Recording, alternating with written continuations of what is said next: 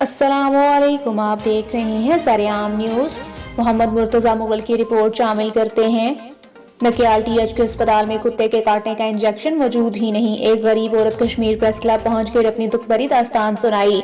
मजीद जानते हैं कैमरामैन बाबर मुगल के साथ मोहम्मद मुर्तज़ा मुगल की इस रिपोर्ट में। इथों इंदादा लवाया था, फिर है जी दोबारा अच्छा था, दोबारा इथों लासन था, दोबारा फिर मुड़ी अस्पताल चाहिए होंगे, अस्पताल च फिर आने जो जी लिखी दा पर्ची देने पल्ला और इसी टिक्का लगा, बच्ची टिक्का लगा। पहला भी किनिंदा लवाया, दुआ भी किनिंदा लवाया। बारू किनिंदा लवाया ये अस्पताल च नहीं, बारू किनिंदा आप कीमती अपने पैसे तुसां दी आमदन किधरों आनी है, क्या जरिए आमदन ना? जरिया कोई माड़ा नहीं से मुथा बंदे आए इधर सामने देख।